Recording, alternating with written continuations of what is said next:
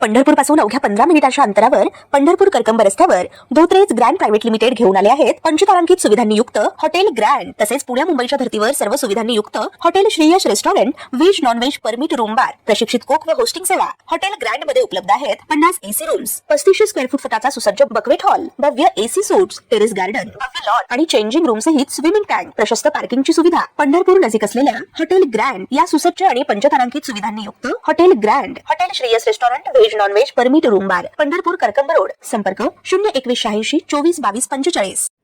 राज्यातील लाडक्या बहिणींसाठी आनंदाची बातमी आहे।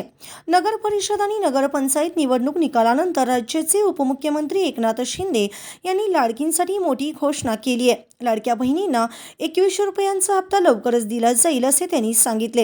ही योजना कधीही बंद होऊ शकत नाही असे त्यांनी स्पष्ट करत विरोधकांवर निशाणा साधला। नगर परिषद आणि नगरपंचायतीमध्ये विजयी झाल्यानंतर एकनाथ शिंदे यांनी राज्यातील लाडक्या बहिणींचे अभिनंदन केले।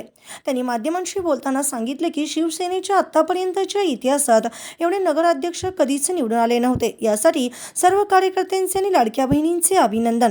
लाडकी बहीण योजना, लेक लाडकी, लखपती योजना, मुलींना उच्च शिक्षण मोफत, आरोग्याबाबत अनेक योजना राबवल्याचा मला आनंद आणि समाधान आहे। 2.5 वर्षाच्या काळात मी जी महाविकास आघाडीने स्थगिती दिली होती हे सगळे अडथळे दूर केले आणि महाराष्ट्राला पुढे नेलं। माझी सर्वात जास्त आवडती योजना मुख्यमंत्री लाडकी बहीण योजना आहे।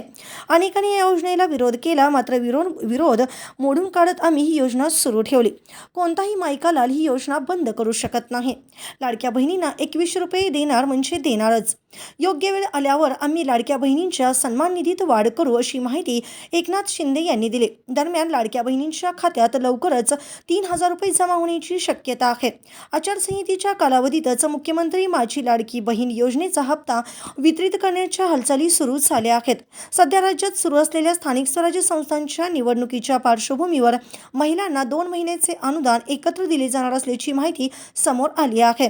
14 जानेवारी आधी लाडक्या बहिणींना 2 हप्त्यांचे 3000 रुपये एकत्रित दिले जाण्याची शक्यता आहे। ताज्या घडामोडी पाहण्यासाठी आमच्या YouTube चॅनलवरील PVR म्हणजेच पंढरी वार्ता या न्यूजला सबस्क्राइब करा आणि शेजारील बेल आयकॉनवर क्लिक करा।